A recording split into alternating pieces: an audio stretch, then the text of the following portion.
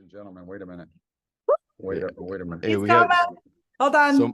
Someone is hacking our channel. What is Oh going on here? my Oh, look who it is. Look at this beautiful Thank you. smile. Thank you. Thank you. What an entrance. Wow. I think she's like, I don't, she told me she had a client call earlier. I think she just wanted to make a nice entrance like that. That's what I think happened.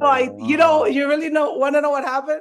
On my calendar, it showed up at 10:15. I'm like, what the hell? I'm not ready for this call. I need 15 minutes.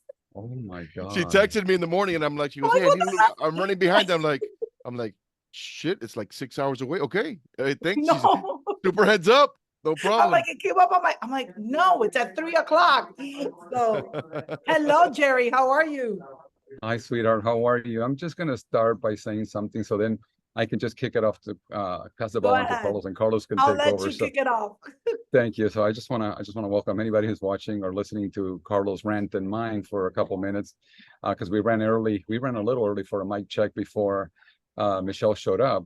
But I just want to welcome everybody to the Body, not to the Body Mind Index, because that would be the wrong podcast. We're gonna welcome everybody to Primo, the Primo Real Estate Channel, and with myself, Jerry Pujols, and Homestead Real Estate out of the Napa Valley. But I also wanted to kick it off to my cohort, Carlos Salazar, so he can make the introduction, because nobody makes introductions like Carlos, and Carlos will tell you a lot about Michelle and why we're so happy she's here today. So I'm just going to let you run with it, Carlos. Do your thing. First of all, that's a lot of pressure. Second of all, if you think Jerry's at an airport, that's just one of those back screensaver things, and he has his employees making noise in the background, so he's not really at the airport. You are at the airport, Jerry. Where are you, Jerry? Jerry, you're where? You're at the Oakland airport right now?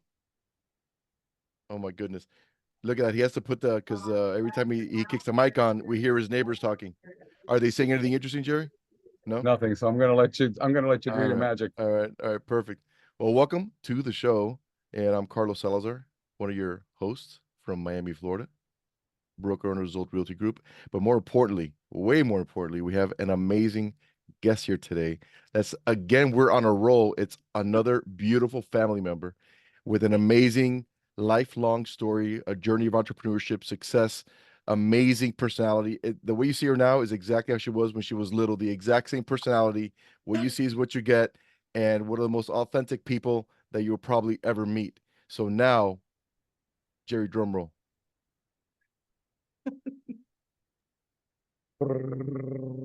Alegre vengo de la montaña, mi cabaña, que alegre está, y a mis amigos de flores de las mejores de mi rosal. Thank you. You know how to do my own drum rolls. That was awesome. And you know, I have that song memorized. But anyways, ladies and gentlemen, welcome Michelle Tapanes, entrepreneur, owner of Talento Unlimited, extraordinary woman, extraordinary human being. So welcome to the show, Michelle. Say hi. Guys, thank you for having me. I was actually taken aback, and I appreciate you guys considering me. I am Michelle Rodriguez Tapanes. That is true. I am their cousin. That is also true. It's been a long journey. It's great to be here. Thank you for having me. That's awesome. You notice how she has us confused with a successful podcast. Thanks for considering me. But hey, you gotta talk it up. You never know who's gonna listen. Yeah. You're right. That's awesome. You never know who is watching, and you never know who's listening. So if I learned anything in my new endeavor, someone's always watching. Yep, 100%. Someone is always watching. So don't get 100%. Fooled. Don't get fooled. All right, why don't we? I think let's kick it off with a little round robin. So, what life lessons did you learn this week? Anybody, if any? Let's start with Jerry. Oh my God, you're gonna put me on the spot right away like that, huh? I'm just actually more interested in the conversations happening. I want to hear what's happening next to you. Thank you. Well, I'll kick off. I'm ready. Turn the camera over. Oh, that'll be easy. A lot of people, man.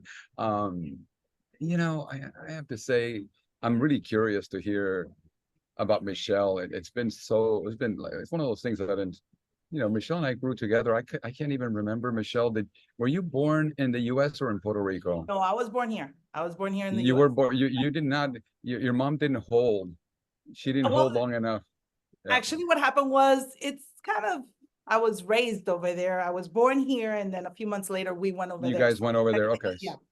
Because Yes, I was wondering about that. I was wondering, was Michelle there when I would stay over your house? And I couldn't quite remember. So you must have been a baby.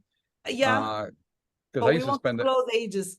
No. But you know, but I can certainly say you're way younger. So that you have that going for you. Oh, But way, yeah. I would remember spending the night at your house, and I remember your mom just cooking. I remember your mom making homemade croquetas. I mean, that would just Yeah. blow my mind. I mean, your mom was the real deal, and somebody who I hold so near and dear to my heart. I would, you know, Carlos' mom was my godmother, somebody who I truly hold near to my heart. But your mom is right up there with her. They're people who I just They're good couldn't see souls. them. Yeah, good soul. I couldn't see them doing anything wrong. They they wouldn't spend a moment saying a bad thing about anybody. They just didn't do that. And those were two great examples of what I consider powerful women who endured. They endured a lot. So They had no that's who your choice mother is to me. at the same time. And had no choice. Had no choice. Had no choice. Had no choice. So going back to me, so you know, this week has been interesting, Carlos. I just went to a real estate seminar, and I keep processing things. I process why I do things. And you know, I find myself at 57 years old. I'm at a place where I really want to do things because I love them and because I enjoy them. And even in my business, there's some things that I really enjoy about the business and my company. But there are things that I don't quite enjoy as much. So I realized that I'm getting some clarity around that, and I realized that there are some changes to come because I have to honor this guy who's been working at this for a real long time. And if I want to truly continue to be the best version of myself, I do have to make some adjustments. So that's kind of what I got out of the event that I spent here in San Diego. In San Diego, I'm in Oakland now, but I spent a beautiful, beautiful couple of days in San Diego with my wife and a couple of people that work for me, and just brilliant. But again, this whole thing works when we honor ourselves. If we don't do that first, the rest doesn't seem to come together. The pieces to fit as well. That was me. All right, cool. You're lagging a little bit, or you're stuttering. One of the two. I don't know which one it is. It's the internet connection. It's okay. I'll let you know when it happens. Hey, listen, this is Raw Unleashed. So unleash the bad internet connection. It's all good. Yeah, that's funny. You know what? I think every day, at least for me anyways, I think God talks to us every single day, right? And I think that sometimes it gives us themes for a week, sometimes themes for a day, stuff like that. So it's funny. So the theme for me this week has probably been authenticity. And what kicked that off is I saw one of Michelle's, is that your partner, Michelle, on your Christy, uh, yeah. She's okay. best friend, I, business partner, yeah. yeah, so I saw a post, right? And then that week before leading up to that post that I saw, I've always thought I'm thinking about my whole all the social media we're doing on the real estate company, things like that. And I'm thinking, you know what? I've always thought of this. Something's gonna hit, something's not. Sometimes you look like an idiot, but just be yourself. Who gives a shit, right? And just be yourself and let the chips fall where they may, right? So you're gonna attract those that align with you on whatever level, and those that don't are not going to. So it's so it's all good. So then what reinforced that was I saw this post that her partner made, and it was I think she was driving somewhere, just pulled over the side of the road and Oh, yeah. posted something. Yeah. So then she was talking about social media and being authentic and things like that. I'm like, oh my God, that is so cool. Exactly what I've been feeling lately, like, hey, listen, it is what it is. And it's funny because you go through social media, when you consume social media, you can know, oh, look at that guy, that guy or that girl or that person is just doing a persona, and then who's actually being authentic. And I think that the authenticity really resonates, right? At least Yeah. for me, it does anyways. So I saw that, and then that was good. And then it made me think also about different social media platforms. And I just put a post on LinkedIn today, and basically it went something like this. I think it's really hilarious that the things that people, how they interact socially on digital, on a social media platform, is polar opposite of how they act in life. And I'll give you an example of that. In real life, if you and I if all three of us just met right now to get together, right? And we meet for the first time. Hey, how are you, Michelle? My name is Carlos. Hey, Jerry, I'm Carlos. And we all meet and we all get along. And we're like, oh my God, we have such a lot of things in common. Let's exchange numbers. And we do that. And then if in that same gathering, I break away, nice meeting you guys, and I go to a corner and I start texting you both, and say, hey, listen, you want to join my webinar? Hey, you want to buy my this? Hey, do you want to come in here? You're going to be like, what's going to happen? You will never talk to Carlos again, right? Because that's like, what is this? What's wrong with this guy? So it's funny because for me, it's funny because every social media platform has its own little idiosyncrasy, right? So for me, LinkedIn is hilarious because in LinkedIn, someone reaches out to you and they say, hey, Michelle, I think it looks like we align. We have a lot of things in common. We have a lot of people in common. Let's connect. And the second you do that connection, what comes in the messaging, hey, listen, we're providing this for your business. Do you want more clients? Do you want this? Right? And it's like, if you would do that in the real life, it wouldn't surpass. And I'm going to piggyback a little bit on that. I find that LinkedIn, everybody wants to be your business buddy, your business partner, and know what you're doing business, but we forget the tactic of social. Of let's connect, of let's introduce, let's do a little bit more. That's happened to me several times that where you're like, wait, can we say hi and have a lengthy conversation before you sell me something? And you have to understand, I sell. We all are salespeople. We sell something, a service, a product. We're all in this for the same end goal. But I agree with you. Can we take a pause and say, hey, what else are you doing? Rather than this is what I'm doing. So that authenticity is very rare to find in social media. And those that do it well. And when they sell you something, you don't feel like you're being sold. That's 100%. So that is, I've been in sales my entire life and I don't like to be sold. I like the relationship that we build prior to that. What are we doing beforehand? So that's where I come in. I think, to piggyback a little bit about your authenticity, I have a hard time sharing a lot on social media. And I am in that field. It's a new field. I've been in it for 5 years, but I still find is this my true voice? Is this really me? Are people really seeing the true me, or is this the Instagram persona? So I'm trying to be really truthful to myself and quiet the noise. Because at the end of the day, there's a lot of background noise. No pun intended, Jerry. But there is I think it was intended. That's what I think. It was intended. I love it. It's a lot of background noise. And I think also to go back to what you said, what did you learn? I really learned this last year and I've applied it. Eyes on my own paper. I came across eyes on my own paper. Okay. And it doesn't mean that you need to be like a horse and just look straight. It just needs focus on you, on your development and on your plan. And if those are around you are going a little faster, then that's okay. If they're going a little slower, that's okay too. But focus on your own development. And that's what I took for 2024. I heard it 2023. I really didn't apply it, but I'm taking it until 2024, where it's part of my risk. Stop looking what everybody else is doing around you. And if they invite you to a podcast, doesn't matter, take the risk and do it anyways. Eyes on your own paper. So that's where I think it's important. Although people are always looking at you. Carlos, people are always looking at you and you think they're not. And I had a couple of people tell me, oh, but when did you go do that? I saw that you did that. I'm like, that was like 6 months ago. Like, why are people, I'm in January, that was June. It's like, wait. Social media is good. It's a good tool. It's a good tool if used correctly, I think. Yep. I think it's 100% on point. And, it's funny because in the beginning, like you have people with bad intentions, and then you have people with humble intentions that really don't know what you're trying to do, giving you the same type of like, oh, don't post that, or oh my God, that's so the people that are timid, that never get into the arena, right? Yeah. And they stay on the sidelines, wouldn't know. So there's nothing wrong with taking the plunge and seeing what works and just being yourself and then if you have to pivot, you pivot. And if whatever, I think that's a huge freedom when you get on there and you're like not worried about the critics. So I think that's huge. That also applies in entrepreneurship. I think that happens when you've shifted and you've had like something that you said earlier.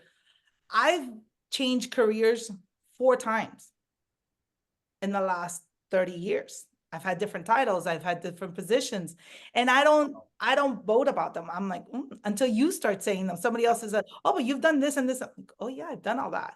But those are phases. So you don't really take them with you. You're at your current phase. And I as entrepreneurs, we don't bring in all those experiences to one table. We don't. You're We right. select. You're totally right. Yeah. We're very selective. And I've had to struggle with that part of the authenticity of putting myself out there. I'm like, okay, but wait, I've done so much that I don't fit one little peg. I fit several pegs, Right. you know? And in this Yeah. new one, I've been at it for 5 years, and that was really the challenge. Because I had to take everything that I learned in the past to apply it to this one and learn a new technique, learn new skills, learn a new industry completely, because I was not part of it. So talking about being authentic and really vulnerable and saying, okay, I'm going to take, you believe in me. My business partner believed in me. She's like, oh, we're going to do this together. And I'm like, you're crazy. You know, I'm like, we're not doing this. I'm not joining you in this venture. You have way too much Yeah. experience than I do. She goes, yeah, but you have qualities that I need Yeah. to launch. So then that's where awesome. the balance comes into play. But I think it's important to continue to push forward on that. I think we kind of forget where we come from and just stick to what we're doing currently, but pull from the past. The past helps you push more so than what you think. Yep. And it's funny. What do you think, Jerry? No, it's funny. I was just going to say something you guys might find interesting. I just, you know, I have a really good friend who built an amazing business, and which I'm aligned with his business. And, you know, his business is worth, I think, I don't know if it's $3.5 billion right now. And he's mid-30s and super smart guy. And this is his third or fourth business that he started. And he'll probably sell this one day when it hits the numbers that he wants to sell at. And I really can call him a very close friend. And he came up to the stage to speak to a couple thousand of us. And what I found interesting, you guys said authenticity, and I couldn't stop thinking, his name is Guy Gal. So what an interesting name, right? Guy and Gal. But that's his real name. He's out of Canada, and you can look at his resume, and he comes up to the stage and literally comes up to the stage and looks at us and says, you know, I was in the elevator. I had this speech presented and all that, and I didn't feel like it aligned. So I threw it away. And I'm just thinking, holy shit, he really is going to do this. He really is going to throw it away, and he's going to wing it. And I thought, wait a minute. Real estate has done what it's done in the last 24 months. You know, real estate hit the peak, an all-time peak 2 years ago, and nobody's talking about, and I didn't know this till the economist came in and said it. The economist that came in after him said that, oh, wait a minute, what am I saying? Guy said it. Guy said it before the economist. Guy said, we need to embrace the fact that last year for the United States was the worst year for real estate than the bottom during 2008. And the number of sales that happened, not in property values, because what happened then was property values. What happened now is the number of transactions has dropped like a rock. And we still, you know, we're fortunate enough, Carlos and I, that we're still selling houses because we've been at this for a long time, and past clients are calling us. They trust us, they love us, and we don't have to grind like some new agent would come into this market right now and would probably grossly struggle. And by the way, most of the part-time agents, that what we call the weekend warriors, are out of the business because there is nothing for them. Which Carlos and I love that, because then people focus on calling a real pro. But what I found interesting about Guy's vulnerability is that he sat with this, and you guys, there were moments that, you know, when comedians say jokes and they don't land, there were several moments like that where I'm just like, this guy's my friend. I'm like, man, he's struggling. I mean, he's literally doing this to his hands, like literally just. And I thought, all I can think about is how fucking brave. How brave, because what he was doing is he was literally making us feel where he was at. And what he expressed to us that was most important to him was community, was that we were all there together. And that this community that he's built, this company is only 7 years old, Michelle. Oh, wow. So what he has built over 7 years, what he has built over 7 years has allowed me to pull away from Coldwell Banker, where I'd been for 25 years, to go solo.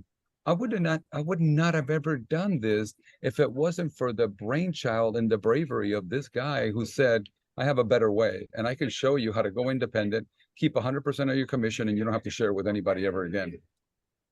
You know, and it changed my But life because, but that's a risk. That's a risk that oh, sometimes, you know, oh, you, for me, it was a huge risk because, you know, you're talking about a large volume of business, but you have this safety blanket. And sometimes he allowed me to see that I didn't need it anymore, you know, that my brand was big enough and that I can develop an additional brand on top of my name, you know.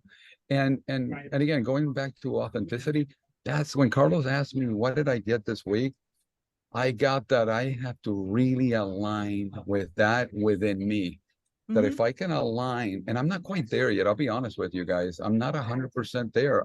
I believe that I still have a lot of work to do to get to a place where I'm alive. I mean, I have so many things going on, you guys. I mean, Carlos knows. I have the Body Mind Index podcast that I've become real passionate about, helping people, you know, find their way through this thing that I call food addiction. And being Cuban, I think we all know what it's like to overconsume food and medicate with food and things like that. Solves I can't, everything. it solves everything. I can't tell you how many things, how many times I remember going to your house when I was little, and when I knew your mom was cooking, I was going to eat till I bursted. I mean, I wasn't, your brother and I would get home at night from the nightclubs. Yeah. We wouldn't eat one Cuban bread loaf. We'd eat two each with coffee and milk and a ton of sugar in there. And if you And could that, have a third one, if there was a third one, you would have had it. and if there was, if they were still warm, if they were still Yeah. warm, we'd go in.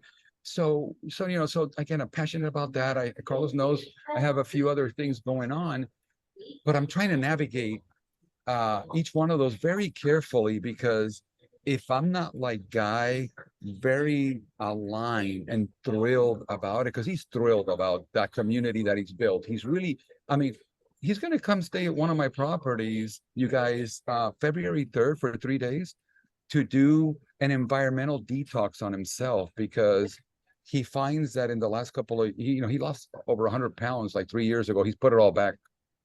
So he's watched what I'm doing, and he wants to come do an environmental detox at one of my properties. And I'm gonna take care of putting in all the groceries and the shelves for him, and the refrigerator, I'm gonna stuff it for him. And I'm gonna set up everything to where he's not gonna have to think about what to eat, because it's already gonna be there. And hopefully that kind of kicks off, because he called me the other day. He says, Jerry, I'm ready. And we had this conversation 16 months ago. And he says, I'm not quite there yet. I don't see it. I'm not quite there. I don't know which way to go. All of a sudden, the guy calls me and says, dude, I'm ready. But when he hit stage, I was sad to see that he was even bigger than last year. You know, and because I've been through that journey, I knew what that was. I knew exactly what was going on. And it's so much focus on the business, so much focus on growing this animal that he's growing. And it's not an animal, it's a baby. It's like this little infant that he has to keep nurturing and feeding and feeding. And there's always a price for feeding things. And a lot of times that price is ourself, our health. Yeah. Yeah. You know, I could relate. You said something, you know, food is always, when we're sad, we celebrate with food. When we're happy, we celebrate with food. When things are going great, it's food. Everything's food based. Let's go to someone's house. You never say, oh, let's have coffee. No, let's have food. Like we'll sit there and what food consists of. But a little bit back to what you were saying about your journey and how we were raised and being Cuban, it is really hard. It is really hard to change and to transition. And it's hard because are you devaluing the values that they gave you as you were growing up? Your parents, you know, who gather around the table around food and then the abundance of food. Things are well, there's an abundance of food. And now as you're growing up and you have kids, you know, you're an empty nester and you have kids that now they're looking at you and like, yeah, mom, but that was your norm. You raised us this particular way and we're transitioning to this way. So I think it's important that we also, while going through our own things, realize that that generation did the best they could with what they had, which is what I had to come to terms with that. And I'm sure you did and everybody else did. And being the youngest of 4 siblings, I had different stages than my siblings did. So for me, I had to really put it into a package and say they did the best they could with the tools they had. I got married young. I did the best I could with the tools that I had. I've been married for a long time. We have a great relationship. We have great kids. They've done good things with the tools they've had. So as long as we see progression and we don't forget that there is some kind of progression, we're being true to ourselves. And I think we forget in that shuffle. I don't know about you, Jerry, but sometimes I feel like I didn't do enough, or I didn't do this route, or I didn't do what somebody else did. And I have to stop doing that and say, okay, wait, in my circumstances, this is what worked for me. Now how I'm going to shift and pivot or realign what's right for me. And I've learned to do that. Well, and I'm sorry to interrupt you, but for me, there's some things that we do have agency over. For me, there are things like, and I think there are things that were also done to us, not by our parents, because I totally agree with you. I think those guys, they did more than the best they could, because if you look at where they came from and what they dealt with, I think that was 100 times harder than what we dealt. I mean, remember, they're the ones that left Cuba so we could be here. So let's be honest. We didn't experience any. I mean, we think COVID is bad, or we think 9/11 was awful and all those things. I mean, those guys were taken away from their homes to never come back. And they knew, and by the way, they all thought they were coming back. All these guys left Cuba thinking they're coming back. People left Italy, they didn't think they were coming back. They knew they weren't coming back. Our families left Cuba thinking it was temporary, and it wasn't. So, I mean, I can't even imagine the trauma that caused them. But what I have to say is, then we come to this country in the 60s, and then the 70s happen. And in the 70s, there's something that's called the Great Processed Food Revolution. You know, then there's these things that are called Ritz crackers and Ruffles and things like that we're just feasting on. And I think what we're struggling with is getting the message out there that if we can take agency over ourselves and realize that those things have been done to us, and we don't have to blame anybody for the obesity epidemic that we're going through. I mean, Michelle, we have family members losing body parts. So let's be honest about that. And we're all susceptible to being diabetic, and we're all susceptible to possibly having heart conditions. We're all susceptible to all that. But I'll tell you what I find fascinating. Nobody calls it food addiction. Nobody wants to call it food addiction. No. You know, and by the way, and the people that overly consume alcohol don't call it alcoholism either. Exactly. So I'm gonna stand on this flag only because I'm a food addict. I haven't had the badge of being an alcoholic, but I've definitely been a good social alcohol consumer. But I haven't had that struggle as I didn't with even recreational drugs, and I didn't have that didn't pull me in. It might not be the thing for you is that food was easier, accessible. So that is your drug, your addiction. And that's the thing. I couldn't run away from it. I couldn't run away from it. It was around you all the time, which is, it's something that I always look at, and I fear for certain things, and people will always know that I don't do certain things. I won't eat alone often. I won't drink alone. I won't open a bottle of wine by myself. I just don't. I don't, because I know the history.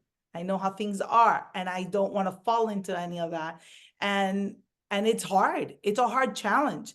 But what I've also, and I think we've all done it and correct me if I'm wrong, we've also, back to what I said, is quiet the noise. You pick up on your own and you kind of say, okay, what am I responsible for? What can I change? And to your food addiction, to maybe, you know, me, whether it's alcohol, food, or anything else, or exercise, what can I control? What is it that I can control? And really not look left or right and say, I am going to move forward doing this for me. And not because my mom did it, my brothers did it, my sister. No, and I've learned, and that's what I've learned now. It's taken me a very long time to get to where I am now, where I'm like, that's not good for me. I don't want to do that. I don't want to attend that event. That's not good for me. Or I don't want to talk to that person because it's not good for me. And you know, we come from a family where we're like, oh, but we're all family, hunky dory. And I'm like, yes, but I don't necessarily align with them. I was going to ask you. No, I was going to go there. I'm sorry, Carlos. I just wanted to go there just real quick, because that's my next question I was going to ask you. How do you work on, and do you consider the environment as and when you're processing this, how do you how do you help yourself with the environment? Because it's tough when we have families the It way is we do. It is tough because we were raised on that tight nucleus. And then as you age, you realize, okay, but is this tight nucleus really that tight, or is it a facade? And then am I quieting my voice so my elders could have a louder voice? What I've learned is it's really simple, and I've done it for the last, I want to say 6 or 7 years. I pause. If you call me and I'm not ready to speak to you, I pause. I'll send you the voicemail. If I'm ready to speak to you, I'll answer your call. If we're having this Zoom, I needed to prep. I needed 15 minutes. My world needed to come into why? Because there's so much outside environment affects me that I've had to learn to say that is not good for me and be selfish about it and say, and I've said it. I've actually told a couple people, I'm like, no, I'm not getting on that call right now. Or I'm not answering that call. I could be with someone and they're like, oh, but that's so-and-so. Yes, but I'm not ready to speak to them. Because then you're interfering my mindset. And I can't allow that. I can't allow you to come over and control it. I grew up in that environment. Things shifted because somebody else walked into the room. They changed the dynamic of the room. No, you know what? No.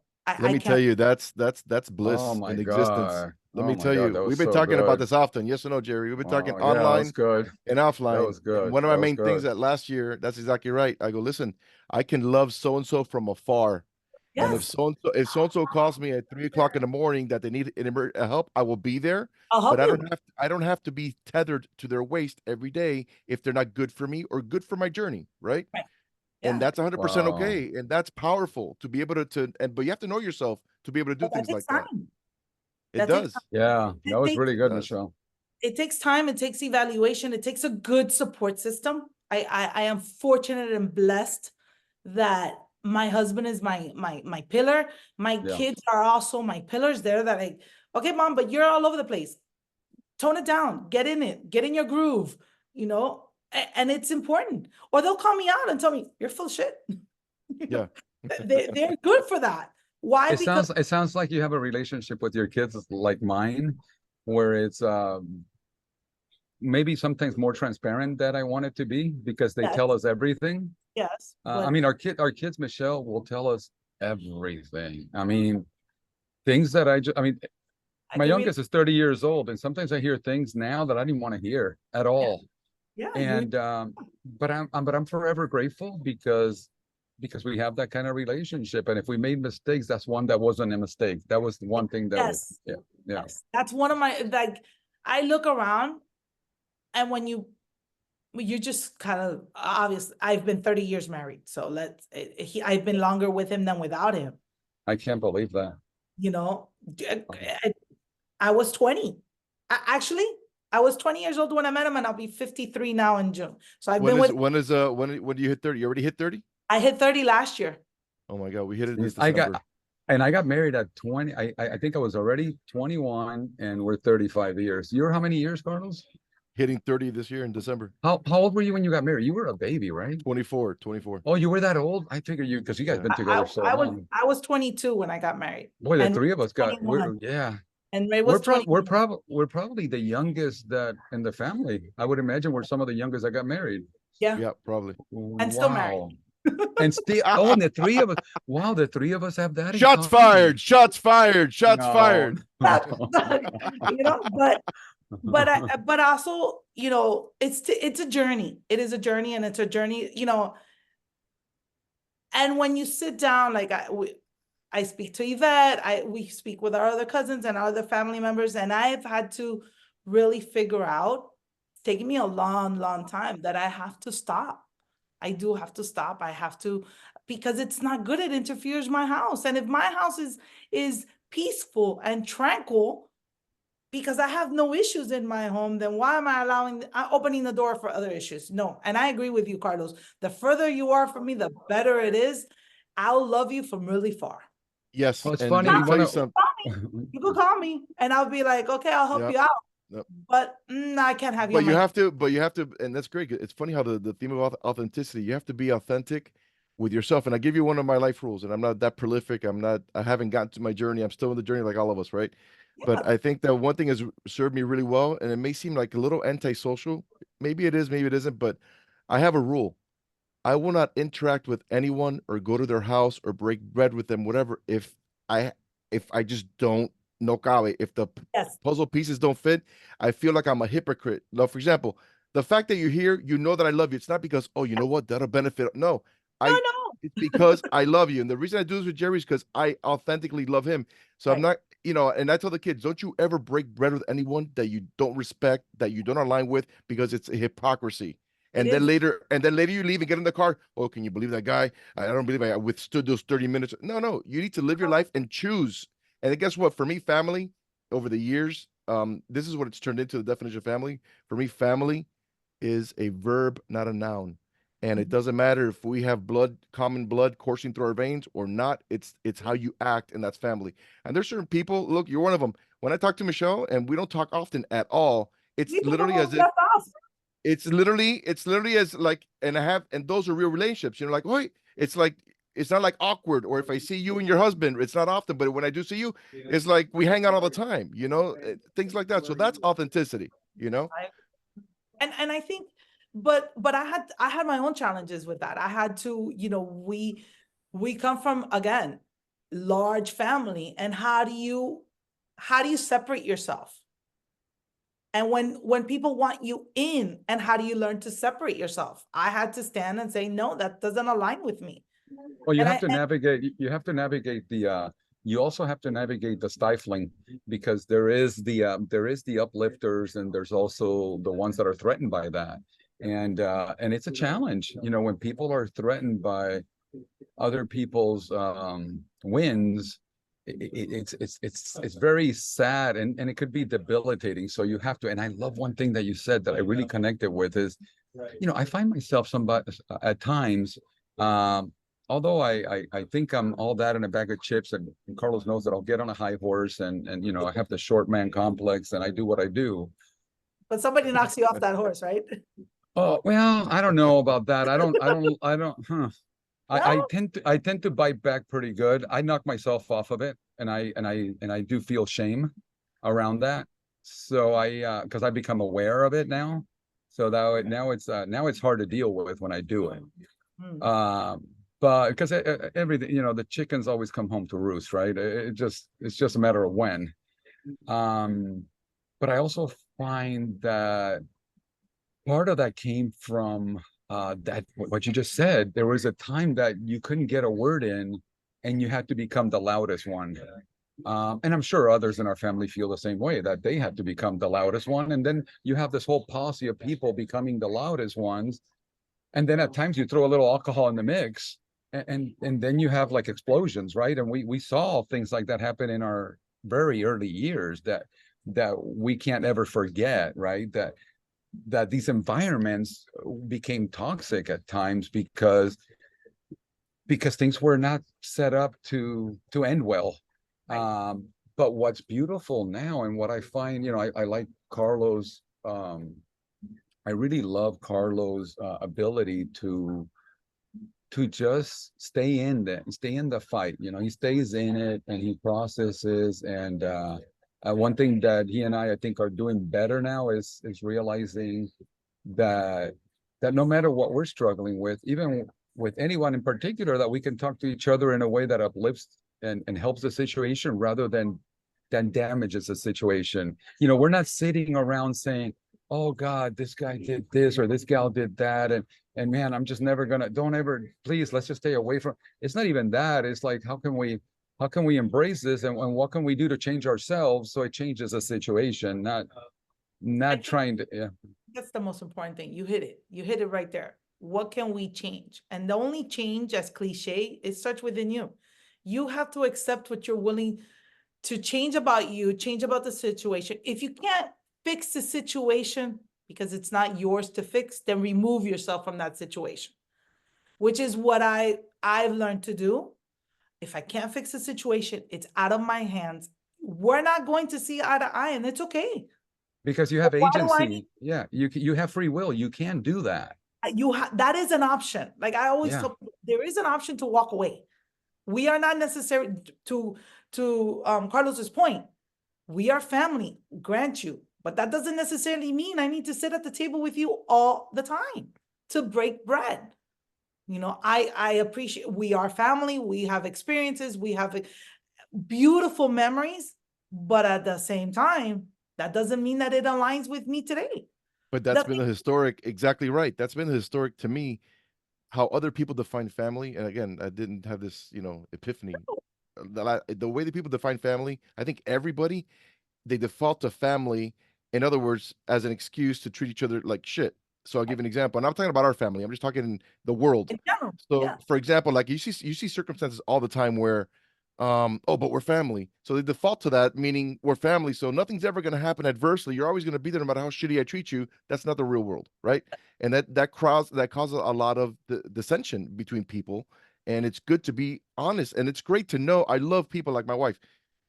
Listen, I don't like the message all the time, but she will never have a knife behind her back for me. And what you see, and I think all the friends I've had throughout my life have been just like that. What you see is what you get, and there's nothing happening in the back doors. There's no one hand, like in Miami, you say Miami business, listen, if you see one hand behind the back, there's a knife on it, so be careful. In Miami, like you're always with a knife in your mouth in business and that kind of thing. But so when you deal with authentic people that like, hey, what you see is what you get, and that relationship is authentic, it's a beautiful thing. And I'm not saying that makes it a perfect relationship or that there's no peaks and valleys. No. But I think it's a way of moving forward. I also think it's a way of moving forward. We might not always agree, and it's okay. We need to disagree. The world, we need arguments. I'm not saying we don't need them, that we're all peace. No, we need arguments. We need differences of opinions. We need all these things. But at the same time, just because we have differences of opinions does not mean that because I don't align with you, you need to shut me up. That's not an option. Right. That is not an option. It doesn't matter if you're older, if you're younger, it doesn't matter. Just because you're family does not mean that, oh, we're family, I need to stay quiet. No, we're family, I can speak louder. Yeah. And Michelle, can I ask you a question? So can you give me a little bit more about that from a woman's point of view? Because because here's the thing. Here's the thing. But I'm not like every other woman. I've come to terms I'm not like other women. I am not, and I don't know if I'm the right person to ask certain things. So I'll do the best that I can. Well, so let's dig into that if you don't mind. I'm just curious and fascinated with you, by the way. So I want to know a lot more, right? And hopefully you'll do this again. To Napa. Oh, that's an open invitation. Carlos will tell you. My dream come true would be if all of you came in at the same time, like Carlos, you, your husband, your kids. That would just freaking. Carlos will tell you. I'll book the trip tomorrow. Let's book it, girl. There's a lot of let's plan it. Dale. Let me tell you, and I'm sorry, let me jump in and you continue, Jerry. Sorry, I got this from Jerry actually last year. Jerry shared with me the year before last, he shared me, look, what I normally do, he has like a little spreadsheet on his phone on the notes, nothing fancy, on the notes app of your phone. He has it on all the trips he's going to take that year. And he goes, yeah, you got to plug them in. In fact, you don't do them. And I'm like, wait, that's true. So I'm going to try it. I started doing last year. I've never traveled more last year with my Diga than we did in our entire lives. I started that this month. Do it. We're talking, and I'm like, no, why don't we take a trip? He goes, okay, where do you want to go? Oh, I don't know. Where do you want to go? Oh, how about San Antonio? Fine. In 20 minutes, I booked the hotel, the airline, everything, figured out the dates. I'm like, yes. Well, yes, that's the way. Oh yeah, let me tell you, it's blown our. We sat down December. In December we were in North Carolina for New Year's. We sat down. You came to Napa twice. I went to Napa twice last year. I was in Vegas twice. Well, one was for business. Crazy. And you didn't invite me for Napa? Dude, it was crazy. It's crazy. No, but I'm telling you. But this is the beautiful thing in our cousin Carlos. This is how this is going to happen, because that whole out of sight thing and that whole. I've been in a bubble for a million years, and one of our cousins accused me, and he rightfully accused me of, hey, of course everybody misses you. You're the one over there. You know what I'm saying? So I haven't had to deal with what you guys have had to deal with. It doesn't mean that life has been easy and that I haven't built businesses, lost businesses, done this. I mean, I've gone through kids have had heart surgery, things that are just really hard, you know. It doesn't mean that I'm exempt from that, but I have been exempt from that family grind, that family fight, that family friction, right? So I'm fortunate in some ways, but now I find myself at a stage in life, and with Carlos' help, it really, and I'll give Brian a lot of credit too, because Brian has spearheaded this in some way in his own right, because Brian's the one that would always call. Brian, I think, makes his rounds and calls everybody in some way, or maybe not everybody, but he probably calls more people than most of us call. And it's probably a childhood thing that he's got. He still holds on to that idea of all of us in La Finca hanging out. He has that, you know, the little cowboy boots and the little horse. You know, that's what we see when we see Brian, right?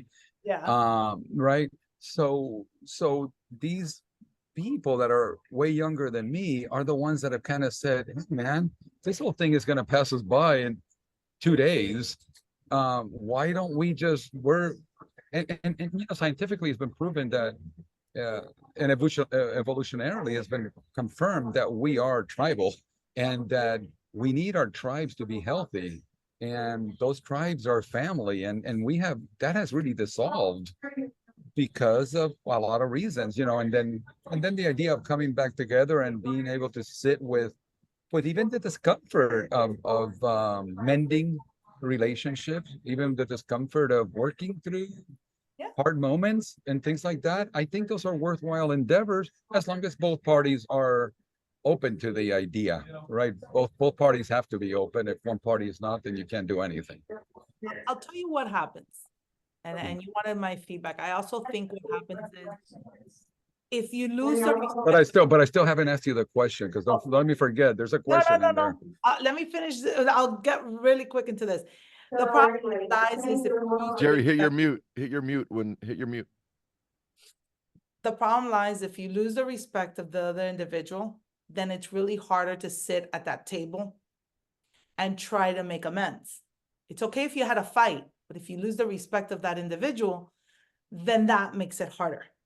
That makes it twice as hard, because I think I put respect over everything. You know, we could disagree in numerous of things, but you can't disrespect me.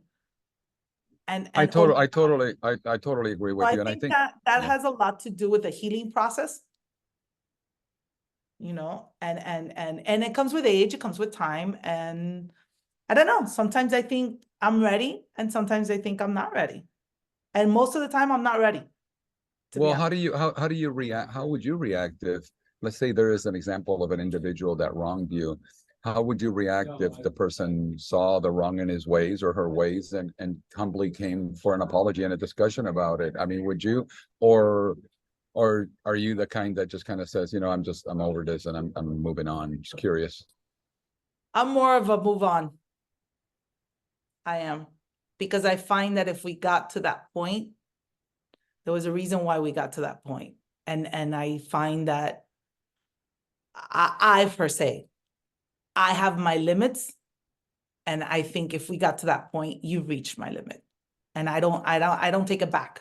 I don't take it backsies. It takes a lot for me to go and then sit down and be vulnerable and open up again and say, okay, but you did this, or then, and you know what? Time does a lot of things to all of us. Sometimes it's good, sometimes it's bad.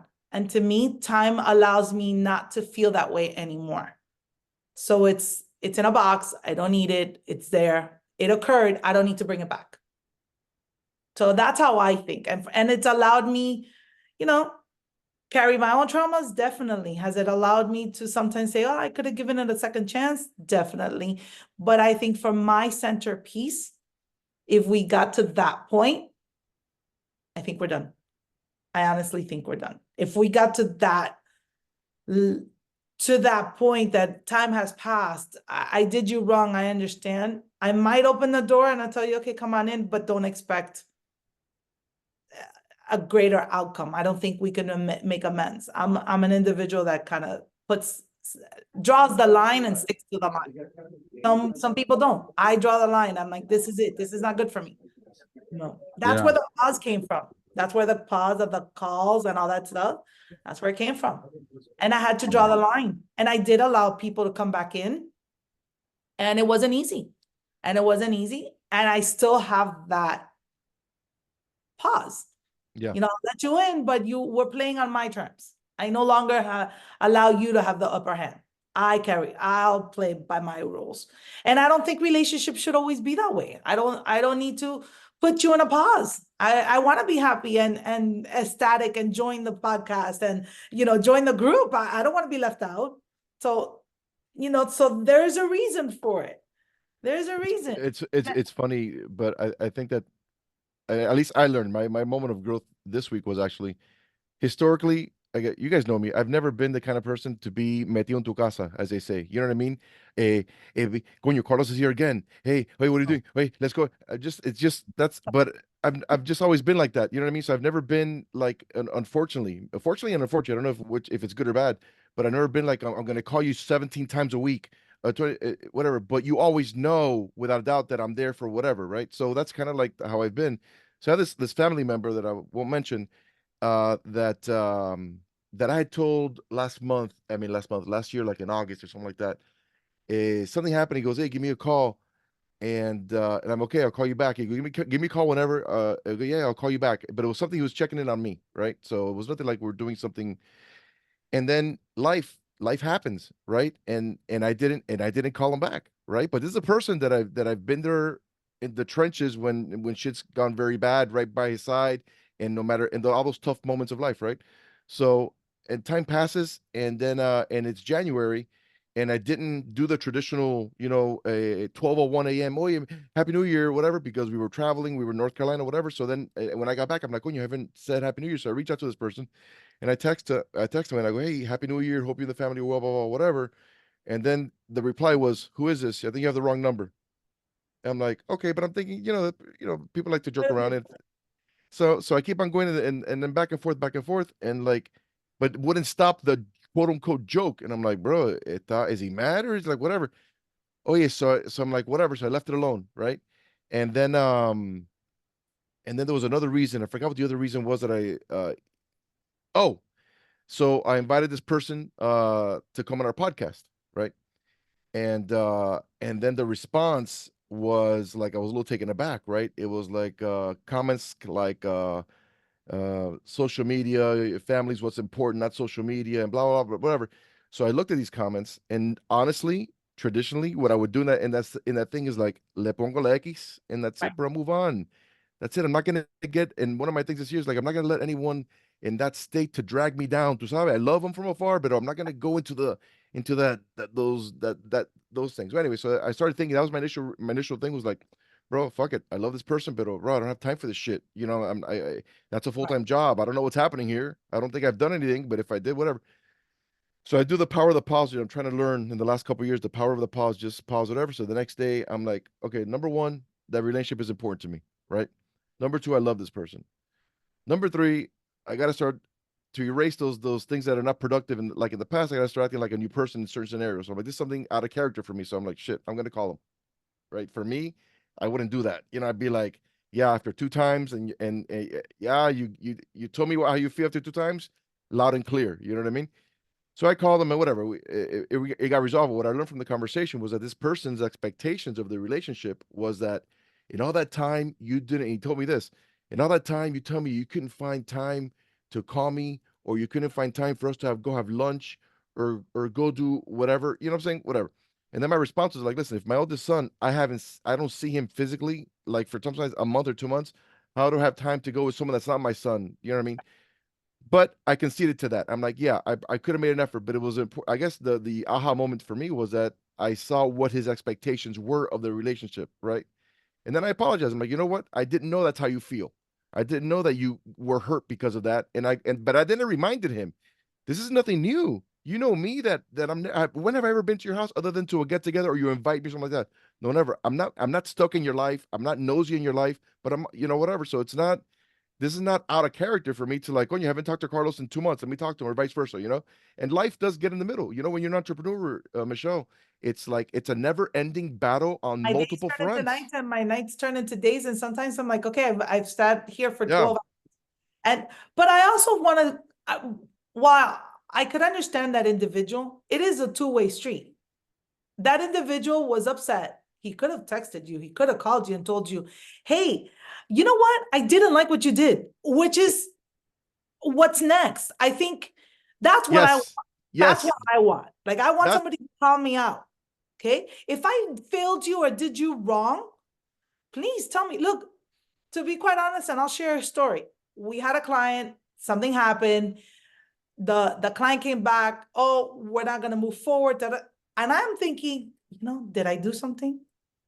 And the other person that I was involved with says, oh, no, it couldn't have been you. It was me. I go, no, I think it was me. I'm like, for some reason, I think I did something wrong. Turns out to be, we got on a Zoom, we're in conversation. She goes, Michelle, because you did this. I was like, oh, you're right. I did do that.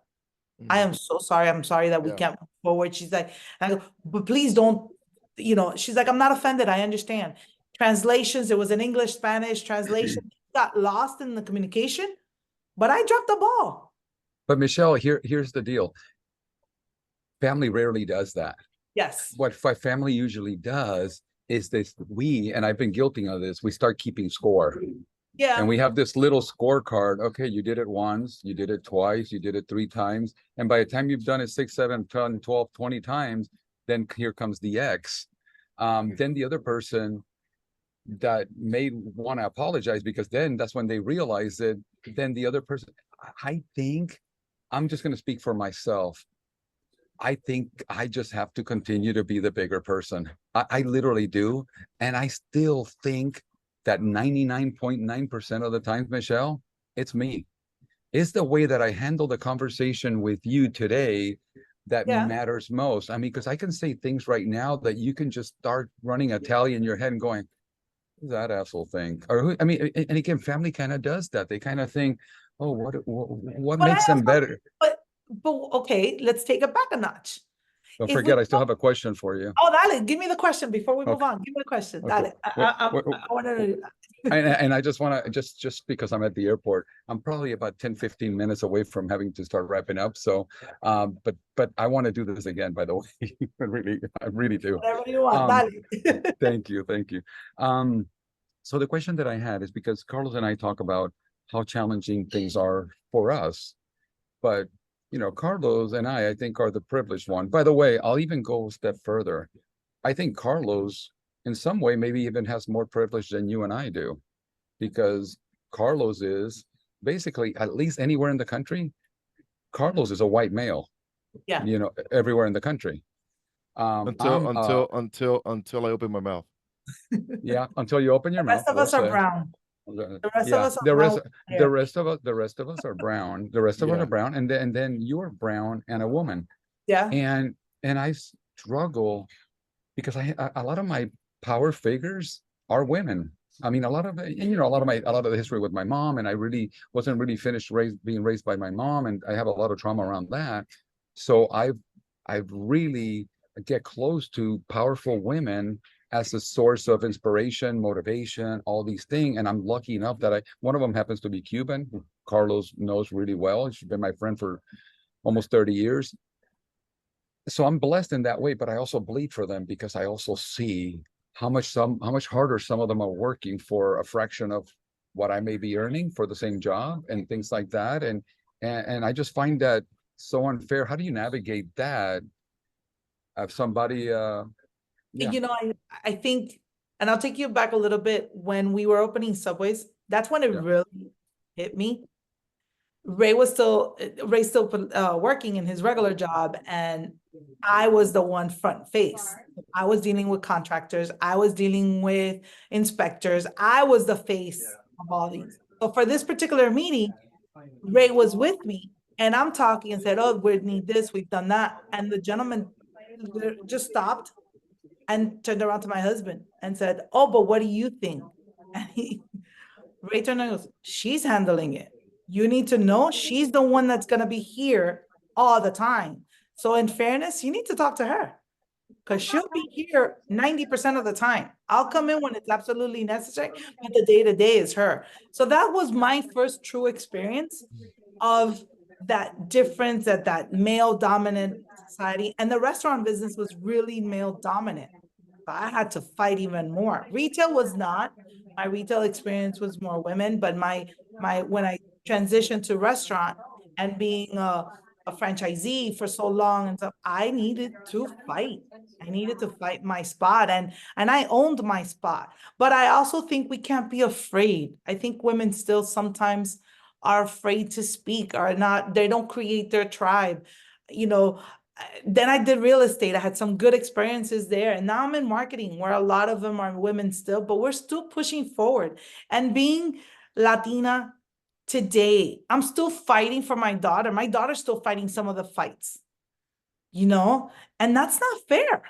That's not fair that I haven't moved the needle that much for her to not to deal with it. But the constant fighting gets tiring. What happens is you need to be louder than everybody else. And not loud doesn't mean rude or disrespectful. Loud means know your place and come in knowing your place and prep more. Unfortunately, we still have to prep more. We still have to prep more. We need to say the right things, wear the right outfit. Look at Barbie. America Ferrer's little speech is on point today. Today is more on point than ever before. What I find interesting is that unless we learn and we continue to build these tribes and build among other women and not on their shoulders, but hold their hand and say, okay, I can do this with you. I believe in you. My best friend believed in me. So I brought in somebody else because I believe in her. So It's funny. I'm sorry to cut you off. That's funny because women are fighting, right? They've been fighting, and I'm just like you, Jerry. My mom was a single mom until I was 8 years old, a entrepreneur, right? Making men's. So I'm always more gravitated towards women that are battling, right? And then it's funny you say that. I'm just going to jump in with a quick statistic that I read it this week, so that way we sprinkle a little real estate into this. Did you know? And it's to the point of what Michelle just said. Even though men on average, I was reading a study. Even though men on average, women, for every dollar a man makes, a woman makes like 82 cents or 83 cents, something like that. That's like the average. But here's a fun fact. So women are doing something right. More single women in the United States own more property than single males. So whatever's happening, women are making an impact, and they're knowing how to create that wealth for themselves. You know what I mean? Yeah. So well, because we've realized we can't depend on men. Yep. Oh, no, I'm not bashing men anyway, but in general, we have to stand on our own 2 feet and be able to say, okay, I did this. And, I'm going to throw in a little plug in there as well. We have an Entre Mujeres live. I was about to ask you about that. Yeah. So that is dual language for women that are in this country, maybe 10 to 15 years, that don't dominate the English language, but need resources. All kinds of resources, whether to be on social media, if you have a side hustle, how to make the side hustle your primary hustle, how to take the risk, how to brand yourself, so it's a lot of tools. So hopefully we take it to other cities, but right now it's in Miami, and we should have one coming up now in March. So stay tuned. But yeah, I think it's just a matter of building tribes that make sense. Yep. As cliche as that is, but we really need to pull in. And I like what Jerry said, you'll keep knocking. And I appreciate that, because had you not knocked, maybe I would have never answered. So you knocked, I answered, I said yes. So I appreciate that. I think that says a lot about you and as a person. And if we take these nuggets and say, okay, what was your aha moment? We all have them. Move forward. I think we really need to move forward and find that balance within. You're inspiring me to say something. You guys are inspiring me to say something. Hold on, really Jerry, do that again. Raise your digital hand again so I can see that. Okay, good, Jerry. Thank you, buddy. I appreciate it. And I should have known better. You're always super aware. It's not like you're going to miss that or forget me. Silly of me. I have to tell you, I learned something, you guys, on this seminar, and it's coincidental that on this conference, there's a lot about diversity. And on stage came up the president of NAREP, which is the National Association of Hispanic Real Estate Professionals. There was we do things with NAREP. Yeah. I used to speak at NAREP's conventions. They used to have me as a guest speaker a lot. when I was a So, kid. a good friend of But mine. this guy was on there talking about, oh, that's funny. We probably do. So I also, there was also a woman that was the head of the Asian Association. Then there was a gentleman representing LGBTQ, and then there was a African American man talking about the housing situation for Black individuals. And the one thing that blew my mind, I never knew that there's still 31 states in our country where if you're a gay married couple, at the signing table, when you're signing and the seller's there, and if the seller finds out you're gay, the seller can rescind the whole transaction right then and there. What? They're called Black states. We have blue states, and those states are the only states that gay couples, that wouldn't be able to happen in blue states. In Black states, that is still a thing. If you're gay, you don't have to sell your house to that person. However, that is if if you have a realtor, you can't do it. You can't do it because you're breaking You the cannot. familial status. Right. Yeah. But if you're selling on your own, you sure can. It just blew my mind how backwards this whole thing still is and how far behind we are. And what's coincidental about all this is, and I'll show it to you guys when it comes out because it'll come out in April. Every year we take the cover of this magazine in Napa Valley called the Napa Valley Marketplace. And then what I like about the Napa Valley Marketplace is one of those feel-good magazines but it goes to every single house and every single business in Napa. And every year I take the cover page and I do a couple of pages on the inside, like a centerfold. And we don't want to talk about that, but we went, Carlos, sorry, I had to. So with that being said, I wanted to pass the page. Yeah, I wanted to pass the page. Yes, you want to get to the articles. So, yeah. Yes, thank you for raising your hand, Carlos. That was impressive. I need to start doing that electronically. I like the hitting you with this. So it's like, I like that. That's funny. That's funny. So what's coincidental that before even this conference, for my company, you'd be very proud of us, Michelle. Our platform is diversity because I'm so fortunate that in my company, I have people that are from Asia, I have people that are gay, I have people that are Muslim, I have people that are from Pakistan, I have people that are from India, I have people, and that happened organically. And then what happened, Idisham, who was my director of operations, was there, and he said, Jimmy, what I find interesting is that these companies are trying to figure out how to fit a square peg in a round hole, and they're trying to force that. As to where for us, it happened organically. We didn't have to force it. And I am so proud of that. And I'm going to add those words to that article because it happened, or it happens organically when your heart is in the right place. That's when you attract people. That's when you don't repel people. As a matter of fact, Irvin, who was in the seminar with me, who flew down there, who's one of my top agents, Urban came from the largest company in Napa Valley over to my company because he didn't feel included. And he's a gay Cuban, half Puerto Rican, just like me. Get this, the only half Cuban, half Puerto Rican guy that I've met since I've been in Napa for 36 years. Married to a doctor in Napa, super successful, and they're a super power couple, been there for 3-4 years now, and he's just knocking it out of the park. But he felt excluded from that company that I worked at for 25 years. Wow. Yeah. Oh, hey, let me, Jerry, how much more time do you have? I wanted to get something else from Michelle. You have a few more minutes? Probably 5 or 10. All right, let me just switch speed here a little bit. Michelle, tell me, and I was really taken aback when I first reached. Well, I've been seeing you on social media with Talento Limited since you started it, so I've been following and stuff like that, and I see all these great events that they do and things like that. So, as one of us has to research our guests, Jerry, before they come on the show.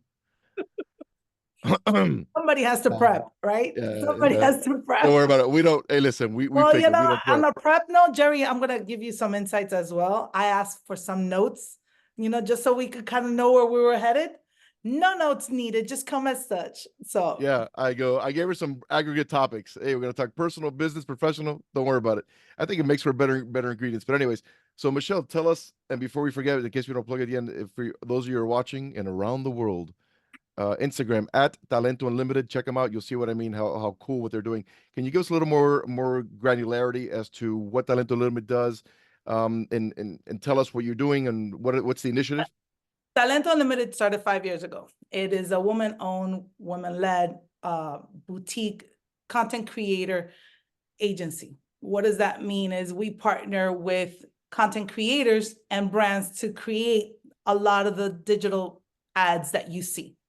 So when you're on Instagram and your favorite social media content creator comes in and they're trying to promote, let's say for this Dove, those negotiations on the back end, we deal with those. But not only do we deal with that and we develop branding, we also have sponsorships. What are sponsorships? Sponsorships is, you guys know it, use brands come to different events and they sponsor the event because they want to target that individual's market. So there's a couple of different tiers for Talent Unlimited, but the gist of it is that, and we really do marketing consulting. So at all different levels, whether it's real estate, we have some that we've done for real estate. We've done some research and consulting on health and hospitals, which is COVID vaccine back when. So we've been busy. We've been busy, but that's it. On a nutshell, that's what we do. So That's we awesome. represent brands, talent, or we go in and we consult a larger agency on a particular brand. All right, and I noticed you've been doing an ongoing promotion with A Love Story, the restaurant. Yes. A Love Story is just a good friend of mine. Uh-huh. They've opened there. They've been open a year, but it's a good friend of mine that does the PR for them. And she every so often comes in and says, okay, hey, can you help us out? So she helped us out when we did Entre Mujeres, the luncheon back in November. They helped But us out. it's called, can you help me a little more with that? It's a restaurant called A Love Story? Yes. It's a love story, wine and beef. Oh, tell me more about that. That sounds amazing. It is a really cute restaurant. It is very Instagrammable. It gives you the complete feel of love. Once you walk in, it's love and happiness. So yes, it's a good friend of mine. She does the PR. So we've been partnering on different things lately. So stay tuned. There's a lot of things coming up. There's a lot of things coming up for Talento Unlimited, for Entre Mujeres. So we've been busy. That's fantastic. So let me ask a question. For someone let's suppose I own a restaurant, do you recommend me DIYing it and trying to get in social media and figuring it out, or do you recommend going to an expert like you guys? You have to start somewhere, and you guys have proven that. So sometimes you have to start just building your own brand. You really need to start and identify your niche, your target, whether you're a restaurant, a real estate agency, a realtor, or the broker, because there's different facades to everybody. You just need to identify who you are and who is your audience. Once you've done that, and you have somewhat of an established audience, we can come in and help you monetize that channel. There's also there's also the possibility, let's say for the restaurant, we could bring in an influencer and have that influencer promote your restaurant in her channel, which reaches 1 million people. Some influencers have over 1 million followers, and their engagement is high. So that helps you market. There are different marketing used to be, you used to knock on people's door, and the real estate world, knock on doors. This is my farm. This is what I do. Well, that's no longer the case. Now people want to see, okay, what makes Carlos and Jerry different than the two guys that are down the street from me? Yeah. Well, what can you do with 16 followers? What can you do with that? You better start getting on social media a little bit more, sir. This podcast needs to get out there to more than 16 people. But you know what? It's like with everything. You start with one. And my friend said that because he's built a couple of tech companies, Guy Galvin, the gentleman I was talking to you about it, and he said that because I have that other podcast and I'm only up to a couple hundred subscribers, and he says it's one at a time. You build these things one at a time. He says, quit thinking about putting I always like to throw gasoline in things. I want to throw money at them. I want to do all this and that. He says, you got to do the hard work first. The social media is not always about the money. You can't buy those followers. It contradicts what social media is about. You can once you're at a different level. I'm not saying that you can and you can't augmentify and you can't. That's not what I'm saying. What I'm saying is when you first start, you're really trying to figure out who your audience is. Who's going to be your family? Who are Yeah. the friends that you want to follow? Who are the people that you want them to reach out to you and say, okay, this advice makes sense. From Jerry, this advice that Jerry comes in every Thursday at 3 o'clock is going to make sense in my life. That's really who you want to figure out. And I think that's the challenge with social media, because we're all on there, and some of us are using it for personal use. Some of us are using it for business use. You need to really differentiate where you're going to be. Hey, Michelle, Where- I'm gonna use the family card real quick. So I just finally started for that little body mind index channel. That it's really my most passionate project. It's what I'm the most passionate about. I love real estate, been doing it for 25 years, and Yeah, it but comes this is it's fun. yeah, But that- real estate just comes natural, right? I don't want to discourage anybody from calling me, because I still love, there's nothing more than I like when a seller calls me and tells me, make me a lot of money on the sale of my house, because I know exactly how to do that. And it comes pretty effortless to me, but it's after 25 years Right. of doing that, and Work. over 300, yeah, and over 355 star reviews on Zillow, not a single, 1 star, 2 star, it's all 5 stars. And that just, to me, represents an insane amount, and people. But I love to talk to you more about the Body Mind Index channel. And I just started an Instagram page finally, and started doing that. I want to use that family card, and I want to send you the link, see if you'll follow it. And I'm gonna tell because you I what just started it. you want something, a really quick tip, make it God, simple. yes. Make it simple. Keep it on tips, and keep it to the point of what you're sharing. How is it going to benefit someone like me? So if you keep it really simple and that's your niche, that's it. And then do reels.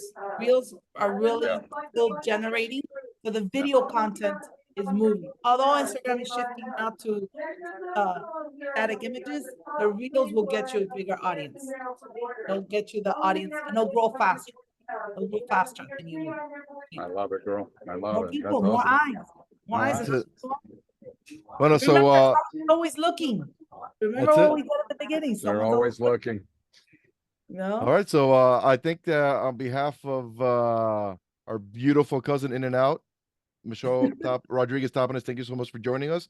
And my other beautiful cousin Jerry Pujals, and on behalf of myself, Carlos Salazar, we really appreciate you guys spending the time with us. Oh, and on behalf of all the 700 people in the back of Jerry's computer that have been contributing to the podcast today, thank them as well. Jerry, get waivers and NDAs. All right. And if you liked anything that you heard here today, you want to hang out with us again, please subscribe, write a comment, ask a question. We'd be happy to respond to you, and look forward to seeing you again and doing this again with you, Michelle. We're definitely gonna have you on again. Wait, Michelle. I think we Definitely. can. It'll be I fun. look forward to it. Let's take All a screenshot. Hold on. It's gotta go. If it doesn't happen, if I don't take a picture of it, it didn't happen. That's it. Hey, Do it. book Napa on. Valley. Book your I'm flight. gonna go see you is what we're gonna go do. All Hey. right.